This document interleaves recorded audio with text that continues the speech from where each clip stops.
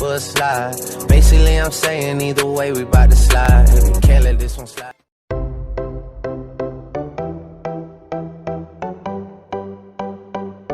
तो यूके में बहुत से फेमस सेलिब्रिटीज गालियां निकाल रहे हैं क्योंकि पढ़ना पड़ रहा ऋषि है। सुनाक ने ये कह दिया है कि मेरे हिसाब से तो मेरा सजेशन तो ये है कि पूरे ब्रिटेन में जो भी स्टूडेंट है 18 साल की उम्र तक सबको मैथमेटिक्स पढ़ाओ।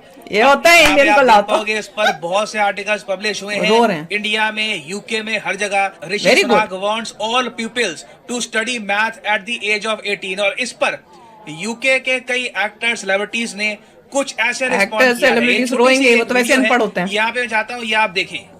So Rishi Sunak, our unmandated, unelected Prime Minister, twice removed, has decided that it should be compulsory for children to learn maths up until the age of 18. या What a prick.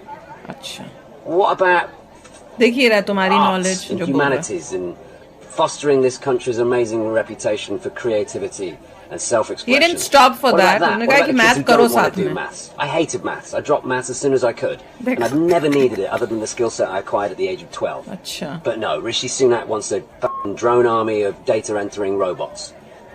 What a tosser.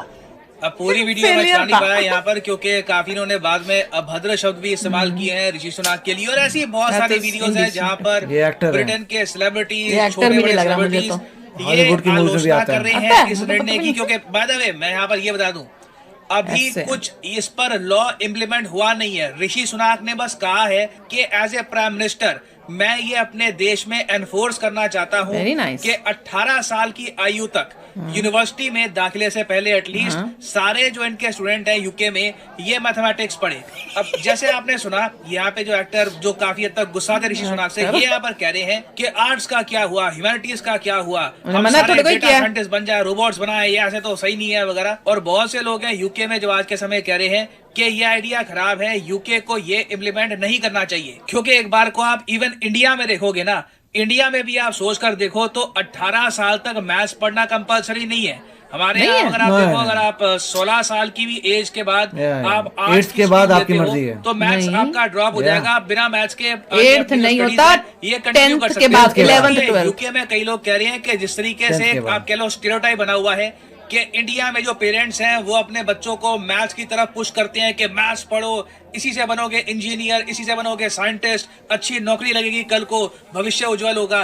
तो UK में कई लोगों का कहना है कि इनके यहाँ ये अप्रोच नहीं चलती। मगर हमें ये भी समझना होगा कि ऋषि सुनाक जो करने की कोशिश कर रहे हैं ना, इनके पर्सपेक्टिव से बहुत इंपॉर्टेंट है क्योंकि यूके की जो हालत है आज के समय, जिस दिशा में यूके बढ़ रहा है ना, इन द फ्यूचर यूके को बहुत ज्यादा प्रॉब्लम्स आने वाली हैं। इनको चाहिए ऐसे लोग जो स्टेम सब्जेक्ट्स में एक्सेल करें। मैंने यहाँ पर क्या कहा है, स्टेम सब्जेक्ट्स में एक्सेल करें, ज्यादा प्रोग्रेस करें। अब ये जान लो यहाँ पर स्टेम होता क्या है और यूके में इसकी आवश्यकता क्यों है। जब हम बात करते हैं स्टेम की तब हम इस एक्रोनिम की बात करते हैं, साइंस, टेक्नोलॉजी, इंजीनियरिंग, मैथमेटिक्स। दुनिया में कोई भी देश देख लो, कोई भी विकसित देश देख लो, अगर वो इमिग्रेंट्स बुलाते हैं, वो चाहते हैं कि वर्किंग जो लोग हैं चाहे चाइना से, इंडिया से, किसी और कंट्री से, उनके देश में आए तो सबसे पहले उनकी प्रायोरिटी होती है कि स्टेम सब्जेक्ट के लोग लो। जो लोग साइंस में अच्छे हैं, टेक्नोलॉजी, इंजीनियरिंग, मैथमेटिक्स में जो लोग अच्छा परफॉर्म कर रहे हैं, उनको आप देखोगे जल्दी वीजा मिल जाते हैं यूएसए के, यूके के, यूरोप के, क्योंकि ऐसे लोग ना जल्दी प्रोडक्शन में पार्टिसिपेट कर लेते हैं और इनके आउटपुट भी आपको जल्दी दिखते हैं। मैं यहाँ पे क्लियरली कह दूं, एज एन एजुकेटर मैं मानता हूं कि आर्ट्स भी उतना इंपॉर्टेंट है, ह्यूमैनिटीज के जो सब्जेक्ट्स हैं वो भी काफी इंपॉर्टेंट है, कॉमर्स के जो सब्जेक्ट हैं, इकोनॉमिक्स पढ़ना, that is very important as well. और हर स्टूडेंट को अपने हिसाब से, अपनी स्ट्रेंथ के हिसाब से पढ़ाई करनी चाहिए। बट आप कह लीजिए ग्लोबल मार्केट का ट्रेंड है कि अगर आप स्टेम स्टूडेंट हैं तो आपकी डिमांड ज्यादा होगी, सैलरी पैकेज वगैरह आपको जल्दी मिल जाएगा, आराम से मिल जाएगा। और इसका रीजन यही है कि जिस देश में जरा साइंटिस्ट हैं, इंजीनियर्स हैं, मैथमेटिशियंस हैं, वहां पर रिसर्च वर्क ज्यादा होगा, वहां पर साइंस एंड टेक्नोलॉजी में तरक्की ज्यादा होगी, वहां पर फिर नई कंपनियां भी आएगी, इनोवेशन भी आएगी, वो country as a whole grow करेगा। यूके की प्रॉब्लम ग्रो नहीं करेगा, लीड करेगा। यहाँ स्टेम स्किल शॉर्टेज चल रही है। इनके खुद के जो स्टूडेंट है ना, जो यहाँ पे आज के समय बच्चे पढ़ रहे हैं, ये लोग स्टेम सब्जेक्ट से दूर भागते हैं। दूर इसलिए भाग रहे हैं क्योंकि देखिए स्टेम सब्जेक्ट में अपना दिमाग लगाने के लिए, प्रयास तो बहुत ज्यादा लगता है। स्टार्टिंग में एक्चुअली दिमाग चाहिए, मेहनत चाहिए, जो कई प्रिंसिपल्स हैं ये सीखने पड़ते हैं, उसी के बाद आप स्टेम सब्जेक्ट में महारत हासिल कर पाते हो। बिल्कुल। इंडिया में आप कह लीजिए जेन्युइनली हम देखते हैं कि बहुत से पेरेंट्स पुश करते हैं अपने बच्चों को, तभी जाकर वो स्टेम सब्जेक्ट्स में अच्छा परफॉर्म कर पाते हैं। यूके में वो कल्चर है नहीं, पेरेंट्स ना पुश करते हैं, पेरेंट्स बच्चों को खुला छोड़ देते हैं कि जो आपका मन कर रहा है आप वही करिए। अब बच्चे जब अपना मन के हिसाब से चलेंगे ना तो बिल्कुल ये साइंस वगैरह से दूर भागेंगे। और इसलिए हमने देखा है कि यूके में जो जॉब्स निकलती है ना साइंस, टेक्नोलॉजी, इंजीनियरिंग, मैथमेटिक्स से रिलेटेड, इनकी वैकेंसीज तो खाली चली जाती है, कोई काम करने के लिए नहीं आता। और ये कहीं ना कहीं यूके को हर्ट कर रहा है। यूके कमीशन फॉर एम्प्लॉयमेंट ने खुद कहा है कि ये जो परसेंटेज है ना 43 से बहुत ही जल्द 60 हो जाएगी, क्योंकि यूके सिंपली इतने साइंटिस्ट, इंजीनियर्स, मैथमेटिशियंस खुद प्रोड्यूस नहीं कर रहा। और इसलिए अब आप समझ गए होंगे कि ऋषि सुनाक क्यों चाहते हैं कि यूके के बच्चे मैथमेटिक्स ज्यादा पढ़े ताकि स्टेम सब्जेक्ट के ज्यादा लोग सामने आए। और ऐसा नहीं है कि ऋषि सुनाक पहले प्राइम मिनिस्टर है जिन्होंने ये सब ट्राई किया है। 2021 में ना यूके ने एक अटेम्प्ट किया था, एक अजीब सा अटेम्प्ट था। इन्होंने एक स्कीम निकाली, स्कीम ये थी जिसमें इन्होंने कहा कि ये नोबेल प्राइज विनर्स को इनवाइट करते हैं यूके में। अगर कोई फिजिसिस्ट है, मैथमेटिशियन है, वो यूके में आकर रह सकता है, उस आदमी को आराम से नागरिकता मिल जाएगी उसके नोबेल प्राइज के दम पर ही। यूके ने इसलिए किया क्योंकि रहने के लिए देखिए कि एक मान लो फिजिसिस्ट है, बहुत बड़ा फिजिसिस्ट है, उसने नोबेल प्राइज जीत रखा है, वो यूके के एक शहर में आके रहता है, वो यूनिवर्सिटीज में जाएगा, किताबें लिखेगा, लेक्चर्स देगा, बाकी जो स्टूडेंट्स हैं उनको इंस्पायर करेगा कि वो भी फिजिक्स पढ़े, वो भी रिसर्च करे। मगर यूके एज ए कंट्री अपनी ब्रांड वैल्यू इतनी खो चुका है कि एक भी नोबेल प्राइज विनर ने यूके की इस स्कीम का फायदा नहीं उठाया। स्कॉलर्स हैं ये भाग रहे हैं यूरोप के बाकी देशों में, यूएसए में और जगह। यूके में थोड़ा आप कह लीजिए यूके का जो पुल है ना ये थोड़ा सा कम हो गया है। अब आप पूछेंगे यूके का अट्रैक्शन कम क्यों हो गया है? इसके कई रीजन है। मैं कहूंगा एक बड़ा रीजन तो है ब्रेक्जिट। पहले देखो यूके में जाने का एक फायदा ये होता था कि यूके में अगर आप हो तो यूके से कल को फ्रांस में चले गए, जर्मनी में चले गए, क्योंकि सिंस यूके पार्ट था यूरोपियन यूनियन का तो ट्रैवल काफी आसान था। तो ब्रेक्जिट हो गया, अब यूके यूरोपियन यूनियन का पार्ट है नहीं तो ट्रैवलिंग में इशू आती है, वीजा के काफी इश्यूज रहते हैं।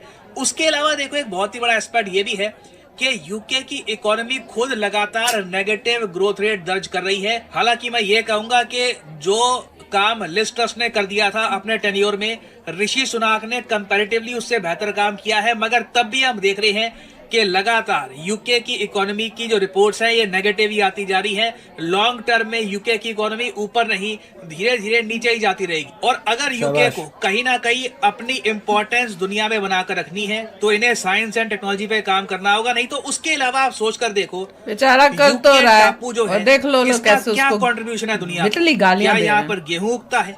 क्या ये बड़ी स्केल पर चावल उगाते हैं? ऐसा तो कुछ है नहीं, ये कुछ उगाते तो है नहीं। लिटरली इनके यहाँ जो भी खाने पीने का सवाल है, लिटरली इनके यहाँ जो भी खाने पीने का सामान है ये इम्पोर्ट होता है। ना यूके के पास बहुत सारा तेल है, ना यूरेनियम है।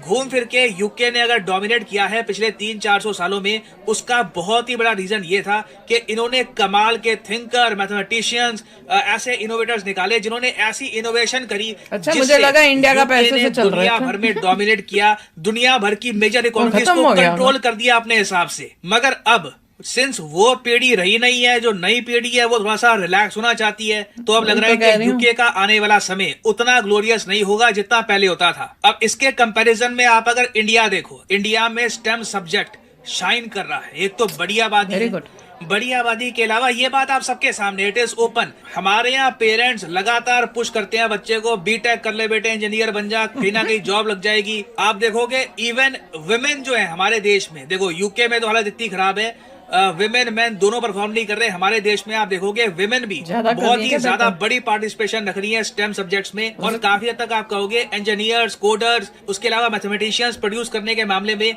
हम वेस्टर्न कंट्री से भी बेहतर कर रहे हैं। अब यहाँ पे आप कह सकते हो मगर हमारे यहाँ तो अभी एजुकेशनल इंस्टीट्यूट्स की रेपुटेशन उतनी नहीं है, वो सब। मगर इंडिया में आबादी ही इतनी है ना कि स्टेम स्टूडेंट्स मान लो हमारे 10% ही ट्रूली जेन्युइन है जो आगे जाकर रिसर्च करेंगे। इंडिया का 10% भी इतना बड़ा होता है कि इससे रिसर्चर्स की एक पूरी फौज खड़ी हो सकती है।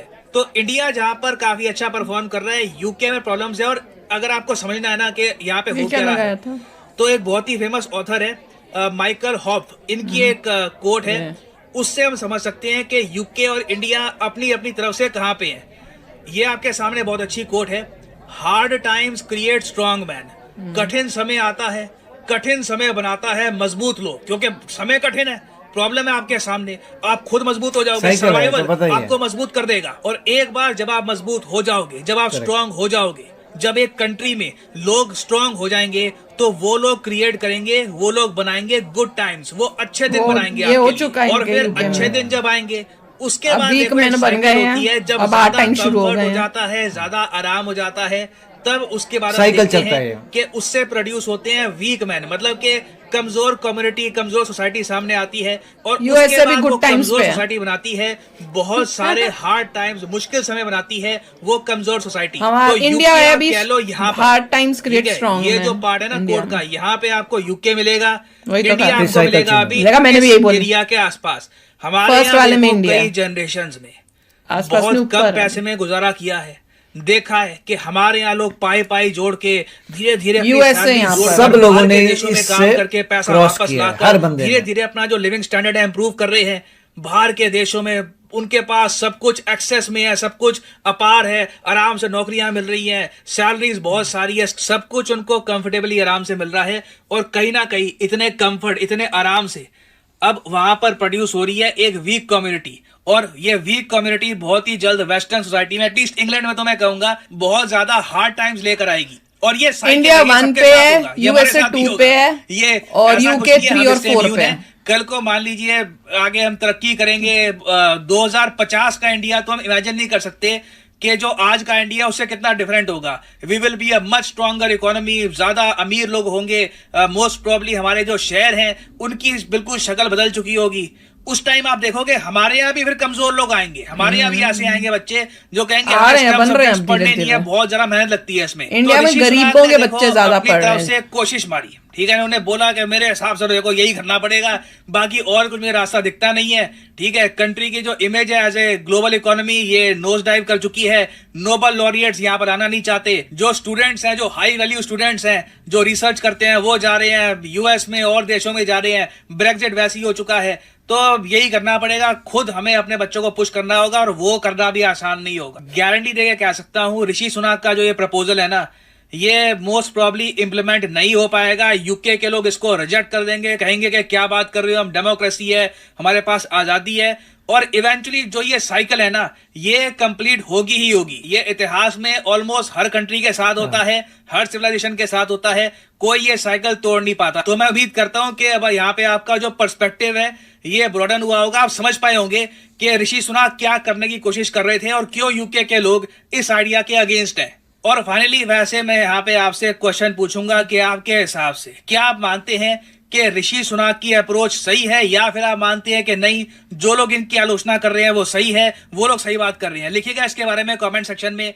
मैं कह रही हूँ अगर 18 नहीं तो जैसे इंडिया ने किया हुआ है कि हम लोग इंडिया में 10वीं के बाद 10th के बाद आपके पास चॉइस होती है कि आपने आर्ट्स में जाना है, आपने वो भी मोदी जी खत्म कर रहे हैं वो। अच्छा, वो भी खत्म हो रहा है, पर वो भी कर सकते हैं। पर यूएसए में तो मेरे ख्याल से पूरा 12वीं तक आपको मैथ लेना ही पड़ता है, 4 साल आपको लेना पड़ेगा, 9, 10, 11, 12। तो अगर नहीं करेंगे, किसी ने इतनी अच्छी सजेशन दिए, नहीं करेंगे तो और इनकी कंट्री का बट्ठा बैठे।